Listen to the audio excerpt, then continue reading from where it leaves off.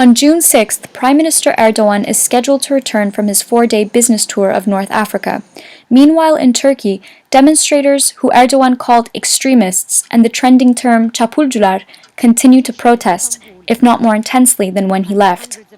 On the morning of June 5th, major union groups such as the Confederation of Revolutionary Trade Unions, DISK, and the Confederation of Public Employees Unions, KESK, met in Ankara in Kızılay Square.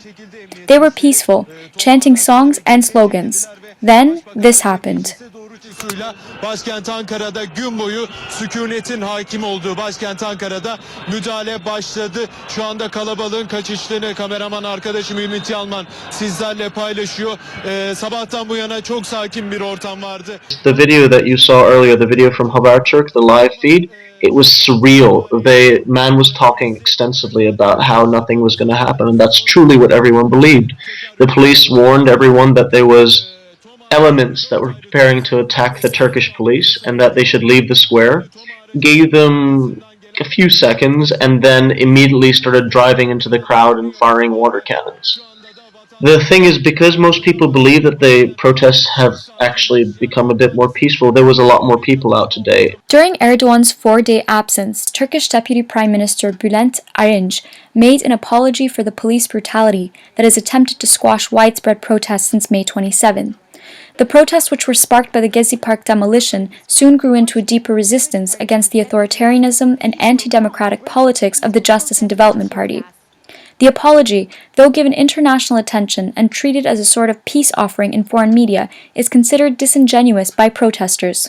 Well, the thing is, he didn't really apologize. What he talked about was that the violence that they had in the initial protests they might have been actually a bit more violent than they should have been, and he apologized for that. He apologized for the first day.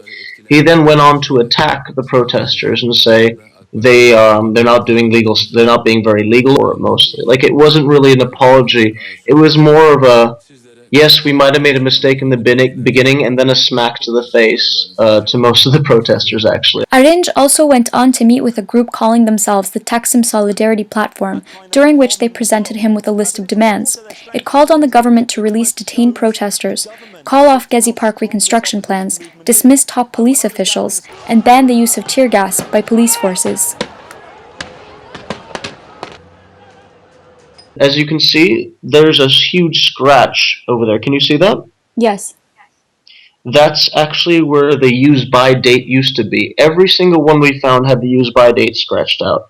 And it either gets slightly more toxic or loses its ability to sort of incapacitate people. And as far as I've experienced, not a single one of these has failed to incapacitate large amounts of people around me. So I'm guessing, considering how a lot of people are still suffering from the effects even when they leave the clouds and a while has passed. Well, everyone has a sore throat at the moment amongst everyone I know. You can actually tell who's been out and who hasn't been out according to how smooth their voices are. On the same day as the apology, thousands of workers from various unions joined in solidarity with the protesters. On the streets, daytimes have seen relative quiet or occasional festivity, while evenings have been filled with some of the most violent demonstrations the country has experienced in recent history. Numbers around deaths, injuries, and detainments since the start of the uprisings vary from source to source, though the independent BNet News has most recently reported 3 deaths and 4,000 injuries. BNet has also reported that 38 individuals face prosecution for the content of their Twitter posts. Along with his comments against the protesters, Erdogan recently called social media the worst menace to society. Attention is now on how he will handle the mass movement as more people awaken to the possibility of a changing political landscape. Now that people know they can go out there and make a difference, which they've never known before. Like, this generation didn't grow up protesting. The previous one, especially in the 70s, did, but we haven't. So now everybody knows, and it's going to be a lot easier to mobilize this now. But at the same time, because it's going to be a lot easier to mobilize this, the government knows how we've been mobilizing. They've learned so much about Skype and Twitter over the last few days. For the Real News Network, Shahriar Tajvidi.